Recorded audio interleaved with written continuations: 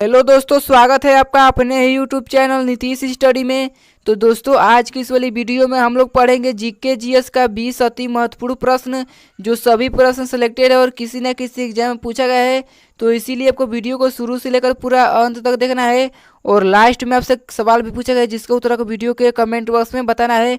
तो चलिए आज की इस वाली वीडियो को हम लोग शुरू करते हैं। तो आज का पहला सवाल है, असम का शोक किस नदी को कहा जाता है? असम का शोक किस नदी को कहा जाता है? तो दोस्तों, आपको याद रखना है कि ब्रह्मपुत्र नदी को। ठीक है, ब्रह्मपुत्र नदी को दोस्तों असम का शोक नदी कहा जाता है। तो पहला सवाल का बिल्कुल सही जवाब हो जाएगा ऑप्शन नंबर डी। चलिए दोस्तों, अगला सवाल देखते हैं।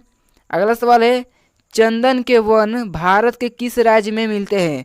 चंदन के जो वन है दोस्तों, भारत के किस राज्य में मिलते हैं? तो आपको याद रखना है कि कर्नाटक में। ठीक है, कर्नाटक में चंदन के वन पाए जाते हैं। तो दूसरा सवाल का बिल्कुल सही जवाब हो जाएगा ऑप्शन नंबर डी।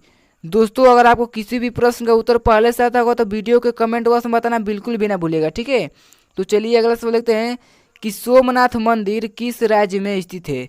सोमनाथ मंदिर किस राज्य में स्थित है?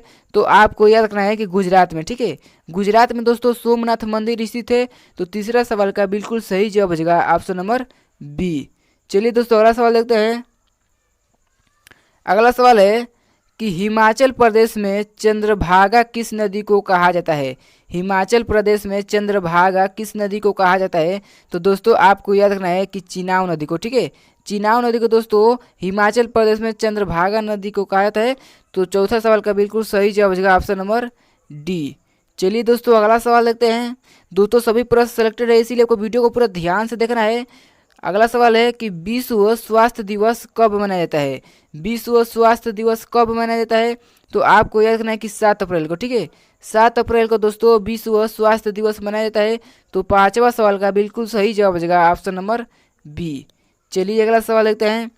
अगला सवाल आता है कि पानीपत का दूसरी लड़ाई कब हुआ था? पानीपत का दूसरे युद्ध कब हुआ था? तो दोस्तों, आपको याद रखना है कि 1556 ईस्वी में। ठीक है, 1556 ईस्वी में दोस्तों पानीपत का दूसरी लड़ाई हुआ था। तो छठवां सवाल का बिल्कुल सही जवाब हो जाएगा ऑप्शन नंबर डी। चलिए अगला सवाल देखते हैं। अगला सवाल आता है कि कर्नाटक का गांधी किसे कहा जाता है? कर्नाटक का गांधी किसे कहा जाता है? तो आपको याद रखना है कि सदाशिवराव को। ठीक है, सदाशिवराव को दोस्तों कर्नाटक का गांधी कहा जाता है। तो सातवां सवाल का बिल्कुल सही जवाब हो जाएगा ऑप्शन नंबर ए। चलिए दोस्तों, अगला सवाल देखते हैं। अगला सवाल आता है कि भविष्य भविष्य का ईंधन किसे कहा जाता है? भविष्य का ईंधन किसे कहा जाता है? तो आपको याद रखना है कि हाइड्रोजन का। ठीक है, हाइड्रोजन को भविष्य का इंजन कहा जाता है। तो आठवां सवाल का बिल्कुल सही जवाब हो जाएगा ऑप्शन नंबर सी। दोस्तों, और अगर आपको वीडियो अच्छी लग रही है तो वीडियो को लाइक करिएगा। अगर हमारे चैनल पर नए हैं तो चैनल को भी सब्सक्राइब कर लीजिएगा, क्योंकि सब्सक्राइब करेंगे तो वीडियो सबसे पहले आप ही के पास पहुँचेगा। तो चलिए अगला सवाल देखते हैं। ठीक है, अगला सवाल है कि गीतांजलि पुस्तक के लेखक कौन है? गीतांजलि पुस्तक के लेखक कौन है? तो आपको याद रखना है कि रविंद्रनाथ टैगोर। ठीक है, रविंद्रनाथ टैगोर दोस्तों गीतांजलि पुस्तक के लेखक है। तो नौवां सवाल का बिल्कुल सही जवाब हो जाएगा ऑप्शन नंबर डी। चलिए दोस्तों, अगला सवाल देखते हैं। अगला सवाल आता है कि सांची का स्तूप का निर्माण किसने करवाया था? सांची का स्तूप का निर्माण किसने करवाया था? तो आपको याद रखना है कि अशोक ने। ठीक है, अशोक ने दोस्तों सांची का स्तूप का निर्माण करवाया था। तो 10वां सवाल का बिल्कुल सही जवाब हो जाएगा ऑप्शन नंबर बी। चलिए अगला सवाल देखते हैं। शुद्ध सोना कितना कैरेट का होता है? शुद्ध सोना कितना कैरेट का होता है? तो दोस्तों, इसका उत्तर आपको वीडियो के कमेंट बॉक्स में बताना है। तो जल्दी से इसका उत्तर वीडियो के कमेंट बॉक्स में बताइए कि शुद्ध सोना कितना कैरेट का होता है। तो कमेंट बॉक्स में बताइए। ठीक है, चलिए अगला सवाल देखते हैं दोस्तों कि जिम कॉर्बेट राष्ट्रीय उद्यान किस राज्य में स्थित है? जिम कॉर्बेट राष्ट्रीय उद्यान किस राज्य में स्थित है? तो दोस्तों, आपको याद रखना है कि उत्तराखंड में। ठीक है, उत्तराखंड में दोस्तों जिम कॉर्बेट राष्ट्रीय उद्यान स्थित है। तो 12वां सवाल का बिल्कुल सही जवाब हो जाएगा ऑप्शन नंबर ए। चलिए अगला सवाल लेते हैं। अगला सवाल आता है कि औरंगजेब का मकबरा कहाँ स्थित है? औरंगजेब का मकबरा कहाँ स्थित है? तो आपको याद रखना है कि दौलताबाद में। ठीक है, दौलताबाद में दोस्तों औरंगजेब का मकबरा स्थित है। तो 13वां सवाल का बिल्कुल सही जवाब हो जाएगा ऑप्शन नंबर डी। चलिए दोस्तों, अगला सवाल देखते हैं कि पौधे की वृद्धि का मापन किसके द्वारा किया जाता है? जो पौधे की वृद्धि होती है दोस्तों उसका मापन किसके द्वारा किया जाता है? तो आपको याद रखना है कि क्रेस्कोग्राफ द्वारा, ठीक है, क्रेस्कोग्राफ द्वारा पौधे की वृद्धि की मापन किया जाता है। तो 14वां सवाल का बिल्कुल सही जवाब हो जाएगा ऑप्शन नंबर सी। दोस्तों अगर आपको वीडियो अच्छी लगे तो वीडियो को लाइक करिए, अभी तक लाइक नहीं किया है तो, ठीक है। 15वां सवाल देखते हैं दोस्तों कि राष्ट्रपति का निर्वाचन किस अनुच्छेद के तहत किया जाता है? राष्ट्रपति का निर्वाचन किस अनुच्छेद के तहत किया जाता है?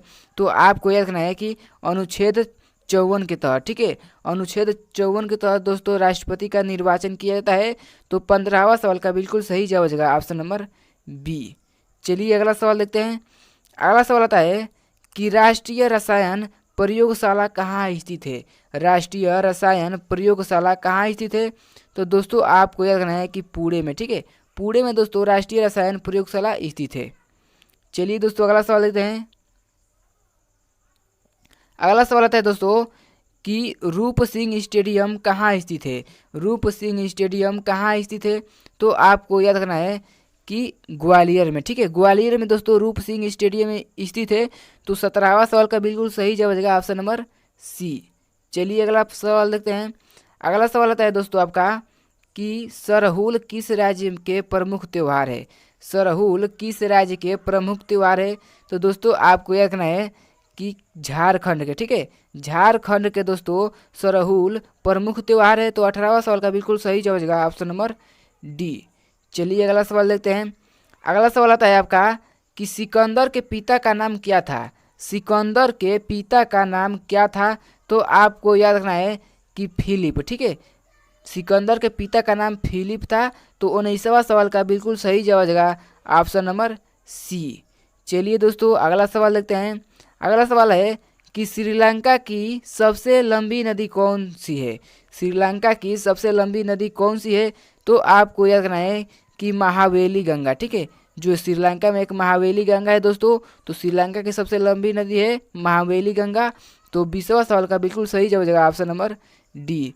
चलिए दोस्तों आज का लास्ट प्रश्न देखते हैं, जिसका उत्तर आपको वीडियो के कमेंट बॉक्स में बताना है और ये भी बताना है कि इन प्रश्नों में से आपका कितना प्रश्न सही हुआ है।